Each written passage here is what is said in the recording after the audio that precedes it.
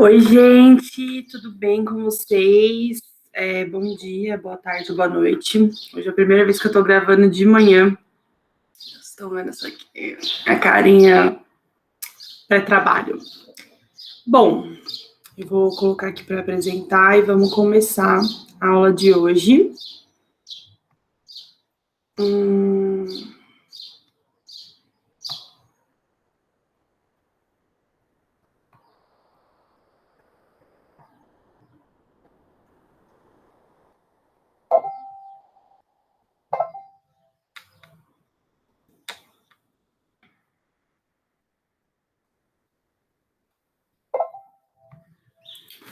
Tá, vamos lá então, gente. Bom, vamos pensar aqui assim. Seguindo uma linha cronológica, a gente vinha falando sobre as teorias sociológicas, né, a origem, como que veio, e aí todo esse processo de entendimento da sociedade por conta, né, dos sociólogos, e aí agora a gente está entrando, né, no momento, né, agora assim, nas últimas aulas tal, assim, mas eu acho que a partir de agora, a partir dessa aula para as próximas que daremos, que te trazem de uma sociologia até mais próxima, porque são autores mais recentes, que trazem questionamentos mais recentes, né? Então, na aula de hoje, o que a gente vai ver, né? A gente vai ver um pouco sobre a sociologia contemporânea, e aí eu estou trazendo 3 autores que estão muito presentes no Enem, nos vestibulares, para a gente conseguir trabalhar um pouco em cima deles, né, nesses questionamentos que eles trazem, que é nessa mudança da sociedade, né? Tanto que aí eu até trouxe essa imagem aqui do lado, que eu acho que ela ilustra bem essa alteração, né? No decorrer dos anos, no caso, nessa imagem, ela traz aí uma ilustração de como era, assim, os movimentos culturais, assim, né? No caso. Mas essa mudança, né, por conta das tecnologias, né, da nova forma da sociedade de se interagir, trouxe muitas mudanças, e aí esses autores vão justamente trazer alguns questionamentos frente a essas questões. Então, assim, a sociologia contemporânea, temporalmente, né, foi nas décadas de 20, 30, já em 1900, né, mas, assim, ela, mais do que mais um marco de tempo, assim, ela é um marco teórico, né, que define os limites entre a teoria contemporânea e clássica nas ciências sociais, né? Ou seja, ela não se refere a um período da história em que a sociologia é feita, mas uma mudança epistemológica, né? Ou seja, de como a gente constrói o conhecimento. Enquanto os teóricos clássicos da sociologia, eles escreviam a partir de um lugar que eles observavam a consolidação do capitalismo, o estabelecimento do capitalismo empresarial, os teóricos contemporâneos, eles já trazem, já escrevem, né, a partir de uma sociedade capitalista, trazendo novas questões, né, que vieram com essa série de mudanças na sociedade. Além disso, eles têm em comum... Gente, desculpa o barulho. Além disso, eles têm em comum teorias que contrapõem ou buscam sintetizar as teorias clássicas, tá? Tanto que aí eu trouxe aqui eu achei na internet aí, que eu achei bem interessante. Gente, desculpa, vou dar uma fechadinha. Ixi.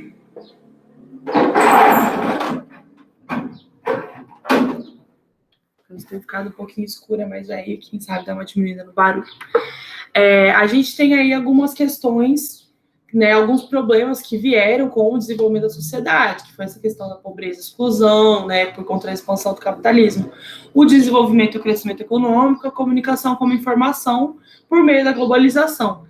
E aí, com todas essas questões e esses problemas, a sociologia contemporânea vem justamente para contestar, para entender, para problematizar alguns pontos.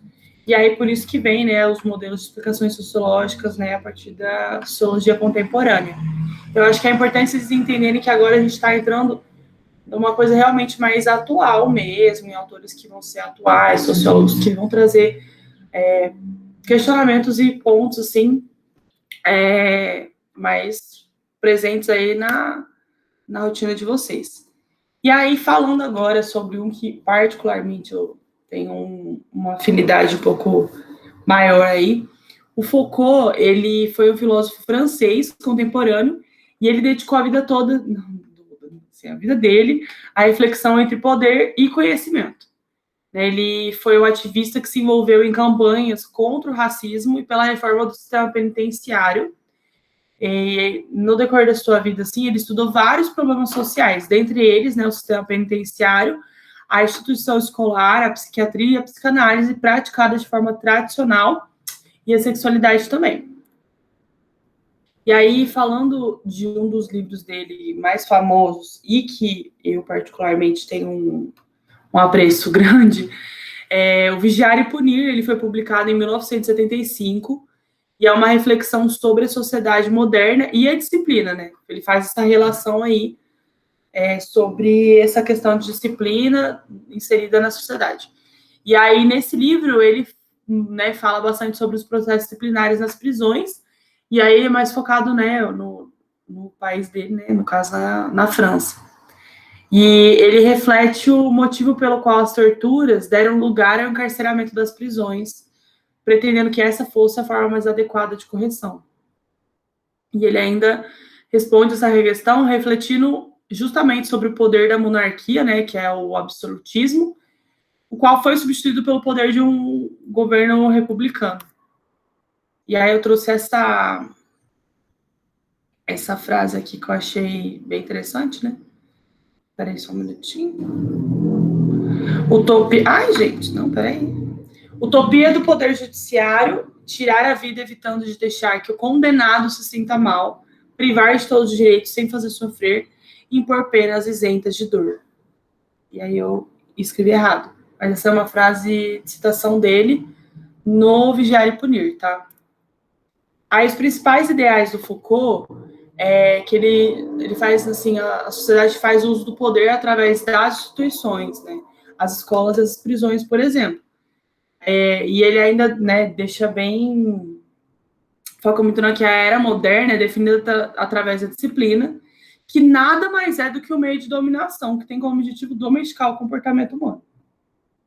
Já quanto à educação, o Foucault chama a escola de uma das instituições de sequestro, porque, segundo ele, a escola tira os alunos do seu meio para enclausurar e, nessa clausura, domesticá-los de forma como a sociedade quer. E antes, né, a escola era um local de castigo. Com a era moderna, passa a ser um local de domesticação, modelo que também é seguido no sistema prisional. Ele, inclusive, faz bastante essa relação aí. Aí, mais uma frase, uma citação dele, né? Todo sistema de educação é uma maneira política de manter ou de modificar a apropriação dos discursos, com os saberes e os poderes que eles trazem consigo. Aí, agora, a gente vai trazer um pouquinho sobre o Pierre Bourdieu. Né? Ele viveu na França. Uma coisa, gente, que eu quero ver se eu lembrei certinho. Não, tá. Porque às vezes eu confundo um pouco da onde que os sociólogos vêm, estudo tal, mas eu acertei. Não fiz cagadinha. Tudo certo. São da França. E aí, outro francês aí, né, é o Pierre Bourdieu, que ele se empenhou em fazer uma grande síntese das 3 teorias clássicas da sociologia, né? Ele era de origem camponesa e ele enfrentou uma série de dificuldades para se inserir no meio acadêmico, né, da época. Porém, não se tratavam apenas de diferenças econômicas, né, nem de destratos diretos de seus colegas. Eram diferenças de hábitos, né, de exercícios de poder simbólico e de deslocamentos por campos sociais diferentes, né. Aí, assim como Durkheim, o Bourdieu ele era estruturalista, né, ou seja, ele está preocupado com o que rege a sociedade. Ele assume que os fenômenos sociais, eles não acontecem de maneira isolada, e ele busca analisá-los através de relações com outros fenômenos sociais, né, procurando, assim, situar o objetivo de estudo dentro da estrutura social que o sustenta. Porém, Bourdieu fala que não é só a estrutura social que pressiona o indivíduo a ser de um jeito ou de outro, não. Ele, né, diz que as pessoas, nas suas ações mais corriqueiras e desinteressadas, também contribuem para manutenção ou desconstrução dessas mesmas estruturas que nos influenciam, né? Para ser como a gente é, né? Então, o tal do sistema. Nossos hábitos, sentimentos, pensamentos, gostos, comportamentos, né? Compõem hábitos, né? O que significa dizer que são socialmente construídos e que a partir da análise desse conjunto de fatores, a gente pode situar alguém no espaço social, né? Construir o campo social de atuação dessa pessoa. E aí, assim, o autor considerou que apenas o capital econômico não é o suficiente para delimitar as diferenças de classes sociais, né? Por isso que ele mapeou outros tipos de capitais. O capital cultural, né? Que é justamente referente ao acúmulo de determinado tipo de cultura, né? Conhecimento, linguagem, costume, comportamento. Privilegiada socialmente, né? E o capital social, que é referente ao prestígio social, né? E a soma desses tipos de capitais, social, cultural, econômico, configuram justamente o acúmulo do capital total de um grupo de indivíduos, né? E justamente assim, o poder simbólico, né? É esse poder invisível que a gente não vê, mas sente nas pequenas e mais básicas coisas da vida, né? Na linguagem, nos gestos, nas expectativas que se tem para diferentes pessoas. E aí, inclusive, até eu achei legal essa imagem, porque ela traz justamente, assim, fatores que influenciam aí os capitais, né? Daí você vê aqui o capital cultural, o capital econômico, o capital total. E aí, pontos comparativos, assim, né? De, por exemplo, surrealistas, setor industrial, chefes, artistas, professores. E aí traz aí uma curva aí para meio que mostrar, assim, né? Como que funciona mais ou menos aí a comparativo mesmo, né? Daí dos capitais, né? E aí, assim, o poder simbólico, né? É o poder exercido nas entrelinhas, né? E aí esse conceito é usado por movimentos sociais para justamente salientar a violência simbólica sofrida e reivindicar algumas mudanças sociais, né? Por exemplo, a violência contra a mulher. E aí, assim, eu achei legal também essa imagem, por isso que eu trouxe, que aí justamente traz esse comparativo de fatores, né? Que são uma violência simbólica, uma violência verbal, uma violência física. Então, esse poder, né, que é exercido, assim. Então, assim, aqui no comecinho, essa questão da objetificação da mulher, padrões de beleza, né, mulher na mídia, sexualização da mulher, esses fatores, né, que aí, sim, que é uma violência simbólica, porque é uma coisa que está muito aí enraizada, está estruturada. E aí, a partir disso, naturaliza-se, né, traz, assim, aí uma violência verbal, né, que é essa questão de cantada, né, essa depreciação da mulher, o assédio. E aí, assim, quando chega-se na violência física, que é o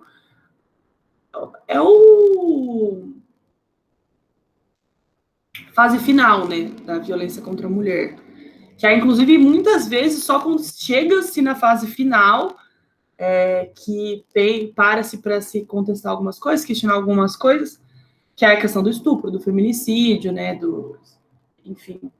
E aí é importante entender justamente esse poder, né, nas entrelinhas, porque a gente não chega no ponto final. Oh, meu Deus, temos uma companheira hoje, gente. Oi. E a gente não chega nessa fase final da violência física a troco de nada, né? Tem todo esse processo de construção. E eu achei esse esqueminha aí muito didático, né? Então, assim, a gente pode entender que o poder simbólico, ele se manifesta na forma como a gente se sente no mundo, né? Por isso que a violência simbólica... Só um minutinho. Deixa eu subir aqui.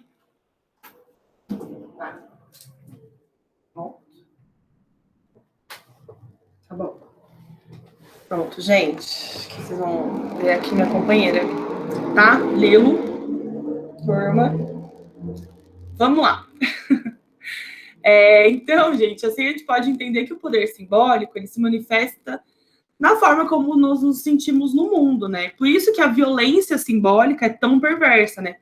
Porque ela limita a possibilidade de ser da pessoa, né? Que esse exemplo, eu acho que violência contra a mulher é bem claro, justamente porque traz essa questão aí, né?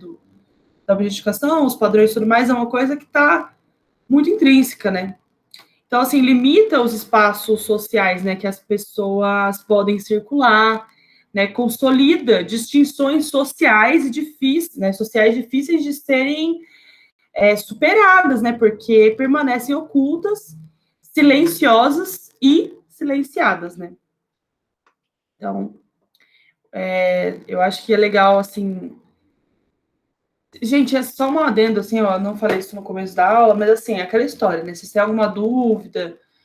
se querem saber mais sobre alguma coisa e tudo mais, é só me mandar. A aula de hoje eu não fiz referência bibliográfica por motivos de falta de tempo mesmo, assim, eu não consegui organizar e tal.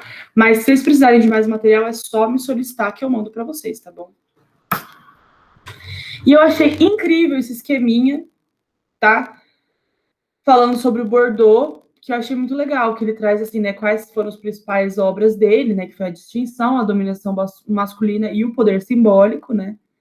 Aí traz, falando justamente sobre os dois conceitos, né, dele, que é o hábitos, né, foi o que eu falei, né, que é formas como as estruturas sociais são incorporadas pelos indivíduos, e aí traz essa questão da dominação, né, e aí a questão da violência simbólica, né, que é a violência que se exerce por vias simbólicas, né, e aí até, inclusive, esse esqueminha traz mais detalhadinho, assim, as formas da violência simbólica.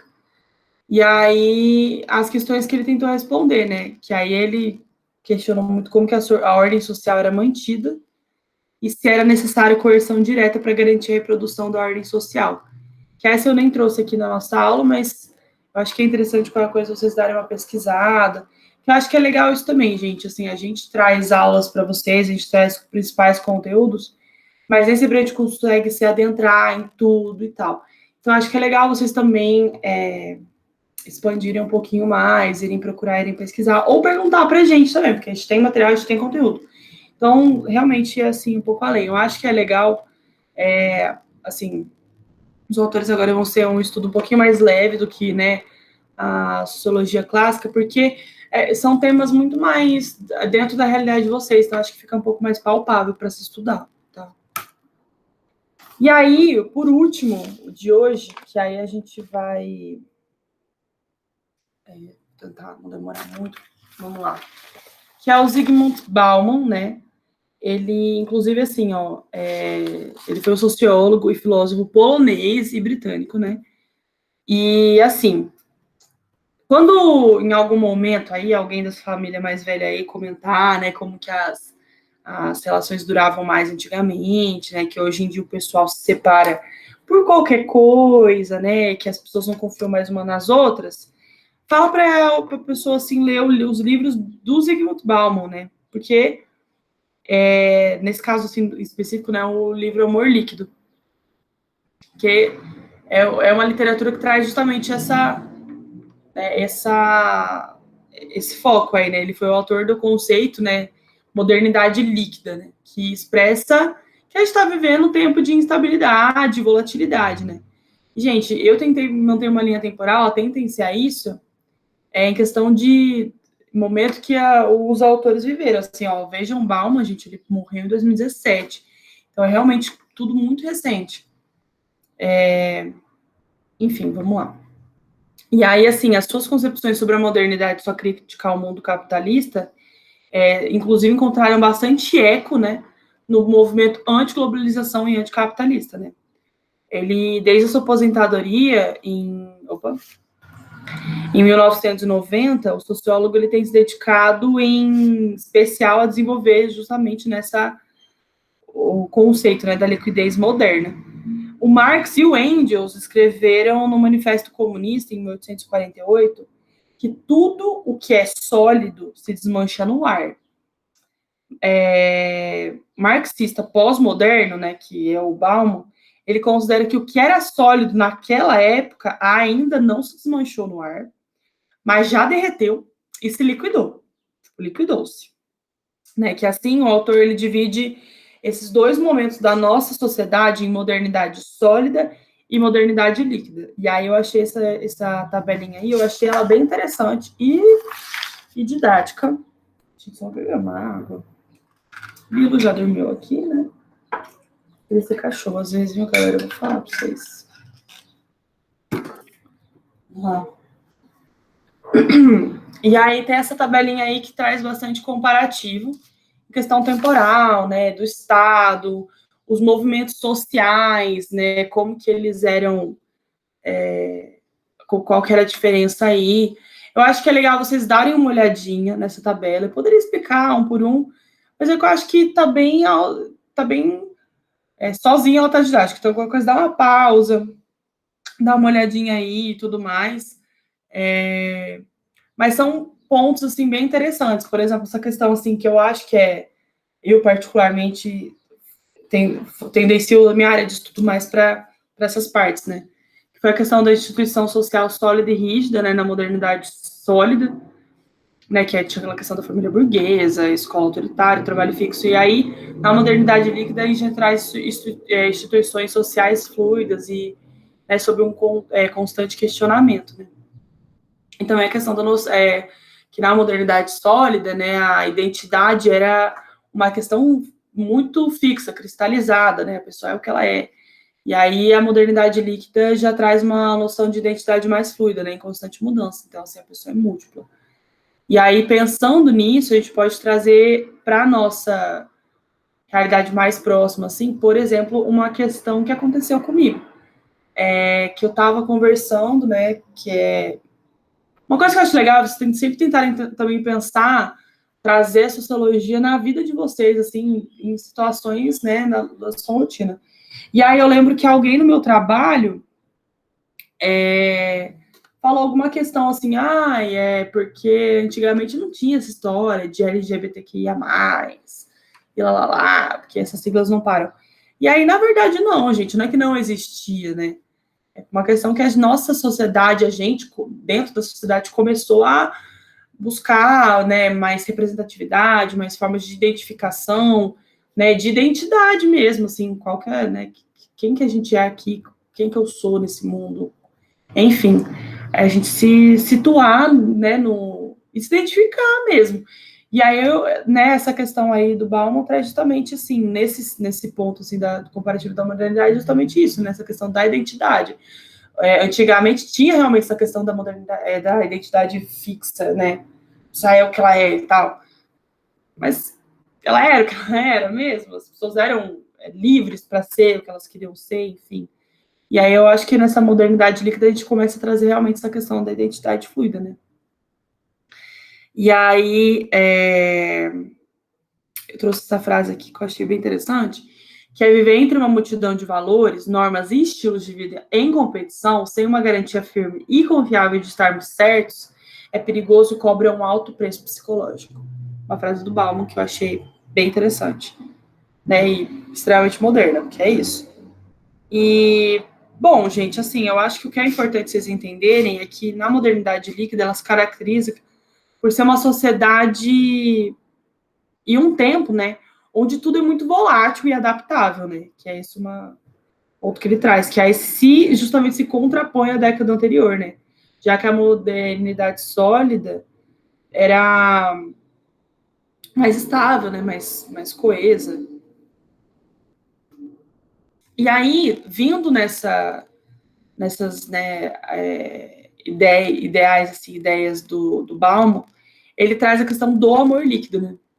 Então, assim, se todos os aspectos da nossa vida se viram afetados pela sociedade de consumo, pela tecnologia, consequentemente, os relacionamentos também o foram, né? E na sociedade sólida, o casamento durava para sempre, tinha essa questão assim de casou, vai morrer com a pessoa, inclusive o divórcio. Só um minutinho.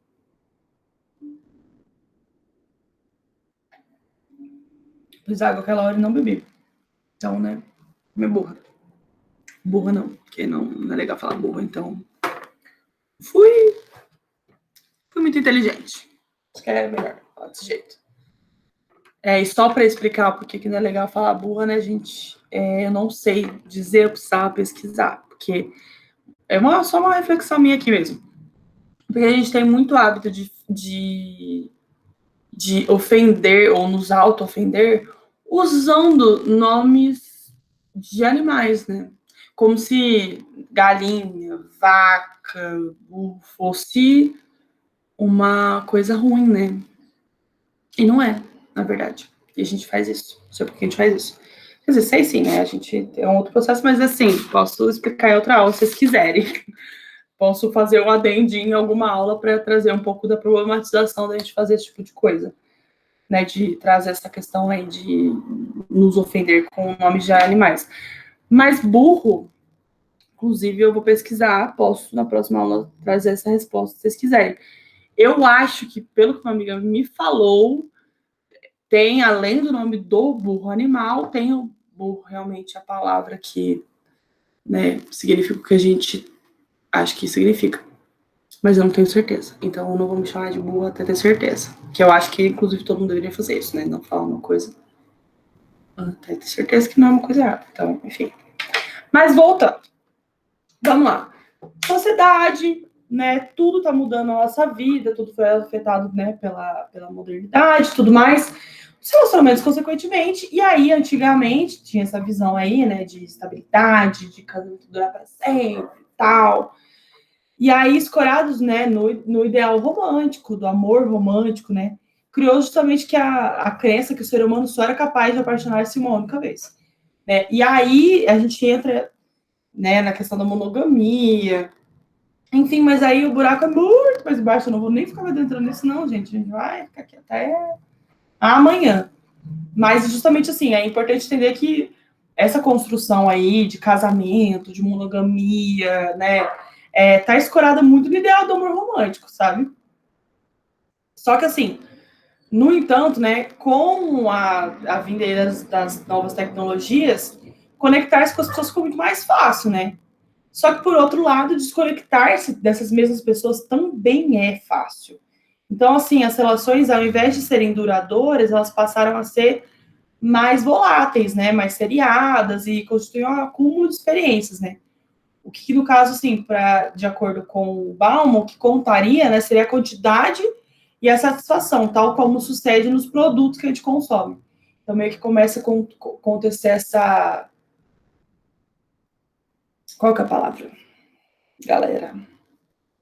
Essa questão do consumismo que a gente tem por parte dos produtos acaba meio que acontecendo com as nossas relações. Fica essa coisa volátil de consumo, né, enfim. E enquanto vocês vão dando uma...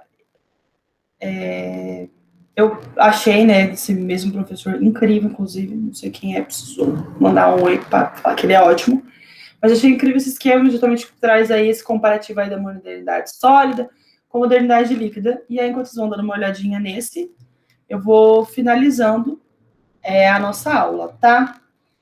E aí, assim, o que o Bauman quer dizer com tudo isso, né, com essa questão da modernidade sólida e líquida?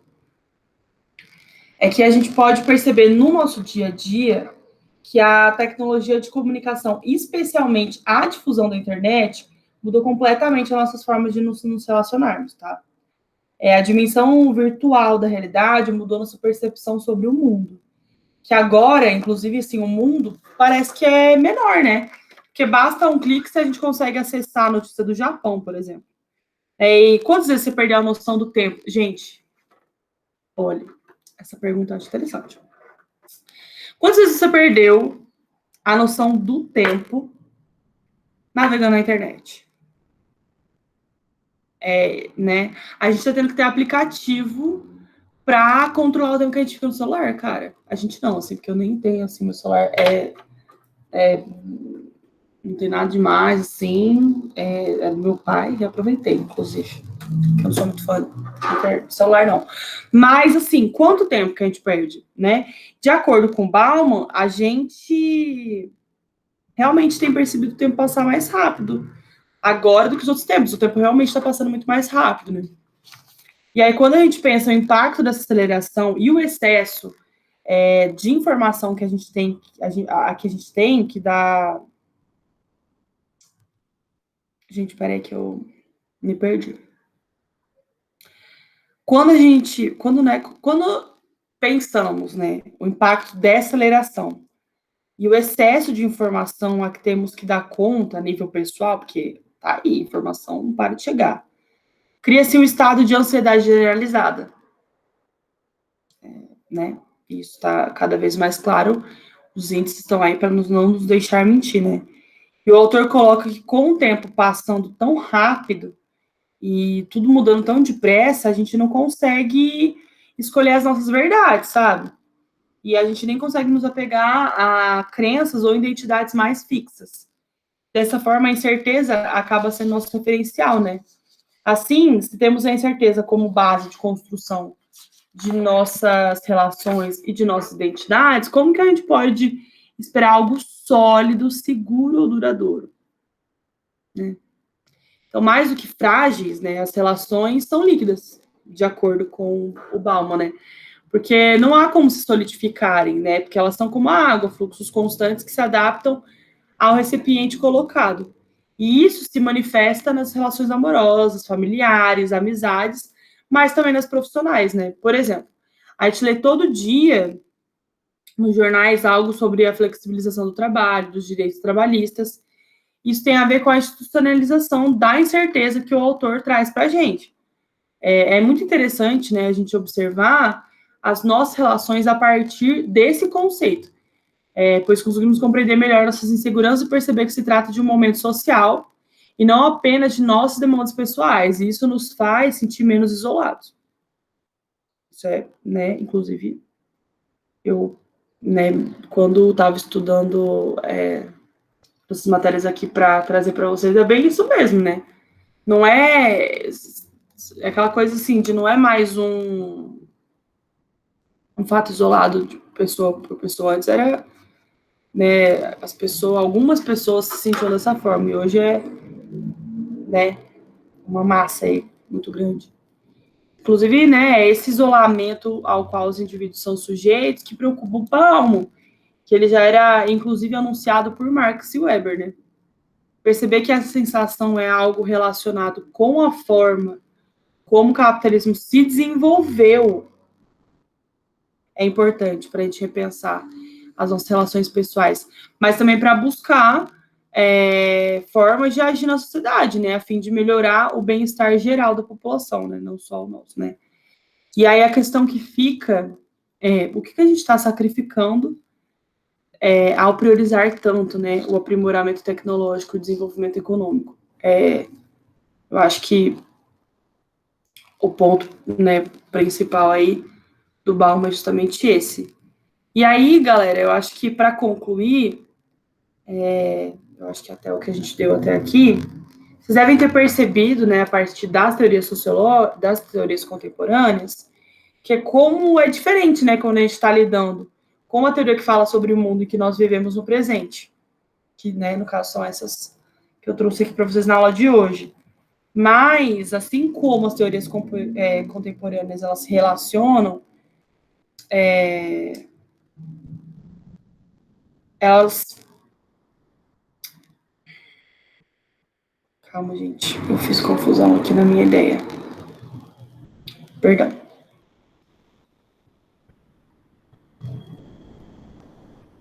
Assim, pensar que, assim, as teorias contemporâneas, elas não só se relacionam, mas elas têm influência das teorias clássicas, né?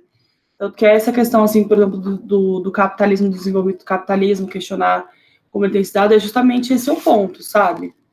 Então, assim, eu acho que é essa relação que há entre as teorias clássicas e as contemporâneas, a gente pode perceber justamente as mudanças sociais ao longo do tempo, né? Quando a gente estuda a história da sociologia. E eu acho que esse é um ponto interessante para vocês sempre estarem pensando. Eu já falei isso desde o começo das aulas, a gente já está na aula 10, então, assim, de sociologia, nem sei qual das outras matérias, mas é vocês justamente trazerem essa questão aí, entendeu? De entender, sabe? De entender a história como um todo, vocês pegarem a linha temporal de história, de literatura, de sociologia, filosofia, se entrelaçam, gente. Elas estão sempre interligadas. E aí vocês entenderem que o contexto histórico que ela está inserida. E esses, né, pensadores modernos, eles trazem justamente questionamentos atuais, assim, questionamentos próximos da nossa realidade. E eu acho que o que é legal a gente tá sempre pensando é na nossa vida, sabe? Tipo, essa questão, por exemplo, que a gente trouxe da modernidade líquida, do amor líquido, das relações líquidas e tudo mais, quanto que a tecnologia tem sido positiva e, assim, completamente positiva para a gente ou não. Porque, assim, claro que ela é positiva, óbvio, ela tem muitos benefícios, inclusive estamos aqui, neste momento, nos relacionando por meio da tecnologia. Mas até que ponto? Né? Até quando, assim, até que ponto ela é, até que ponto não. Eu acho que é legal a gente trazer esses questionamentos. Trazer a questão do Foucault, sabe? A questão do poder, de como que a gente... como que existe essa construção, assim, de aprendizado, assim, pra gente. De agora que eu percebi que vocês nem viram ali, eu acho. Ouviram. Essa cachorra que tá deitada aqui embaixo. Vocês estavam super vendo tudo, mas eu tava apresentando nem vi que vocês não estavam vendo nada. Você deve ter me achado maluca. Mas, terminando assim, eu acho que é isso, é vocês pegarem cada um dos autores e entenderem qual que é, né, quais são os questionamentos deles. Mas, basicamente, a aula de hoje eu trouxe justamente autores que trazem algumas contestações, sabe? Para a gente ter essa questão mesmo de entender, sabe? Tipo, como que a gente tem se portado frente à sociedade, como que a gente tem sido, como que tem se desenvolvido cidade, né? Enfim, a gente tem que entender, né? Por que as coisas, nenhum processo chegou assim do nada. E eu acho que o mais importante, sim, uma das coisas mais importantes também da aula de hoje é entender como que o capitalismo, que aí entra essa questão do contexto histórico, como que o capitalismo ele traz justamente essa nova demanda, assim, novas demandas, novas formas de se relacionar, novas formas de... E porque nem sempre é de uma forma saudável, né? O capitalismo traz muito essa imposição de muita coisa. Então, eu acho que é legal a gente estar sempre fazendo esse processo de questionamento, enfim. E eu vou parar de falar, porque vocês devem estar de saco cheio. Mas, galera, é o seguinte, a aula de hoje foi um pouquinho mais curta, não sei, na verdade, quanto tempo deu, que aqui não mostra na hora de gravar. Mas eu tentei não ficar me adentrando muito em cada um dos autores, porque se eu fosse pegar todas as principais obras e, né, trabalhar cada uma delas, eu acho meio complicado. Mas eu trouxe todo o conteúdo necessário, eu acredito, para vocês conseguirem, né, fazer uma boa prova. Tem alguma dúvida? Pode nos perguntar. Tem alguma sugestão? Pode nos falar. Tem alguma reclamação? Fala assim, Diandra, péssimo, entendeu? Enfim, tá sendo horrível suas aulas, para com isso. Mas assim, como até agora ninguém falou nada, estamos na aula 10, eu acho que estamos bem. Mas eu e a professora Juliana está aqui para ajudar vocês. Agora está chegando a fase final aí. Então, galera, foco, mantenham a calma, sabe? Não entrem nesse... Até que a gente, no caso, eu trouxe assim, essa questão da ansiedade pontuada aqui. Realmente se atentem a isso, tomem cuidado, cuidem-se, preocupem-se com a sua saúde mental, é muito importante. Estudem, mas também estudem a cabeça, façam coisas que fazem sentido para vocês. A gente está no meio de uma pandemia ainda, então tem muita coisa aí acontecendo. Então, cuidem da cabeça aí de vocês, né? Enfim. E é isso. Eu vou terminar por aqui. Estamos à disposição, se quiserem o conteúdo de onde eu tirei, se vocês quiserem material a mais, pode pedir. Ou se também vocês acharem interessante, vão vocês mesmos utilizem a tecnologia ao seu favor e procure aí mais conteúdo, mas a gente está aqui também à disposição, gente. A gente tem tudo isso aqui, conteúdo, a gente pode mandar facinho para vocês e é isso, tá bom? É isso, por hoje é só. Espero que tenham gostado da aula e agora eu vou desligar, tá bom? Um beijo que eu tô indo trabalhar. Deixa eu ver. Prontinho. Tchau, gente. Uma boa aula para vocês. Espero que vocês tenham tido uma boa aula, mas boas aulas aí para vocês aí. Espero que vocês estejam conseguindo aproveitar o cursinho. A gente está fazendo tudo com muito carinho, de verdade. E é isso, tá bom? Qualquer coisa é só nos chamar. Um beijo.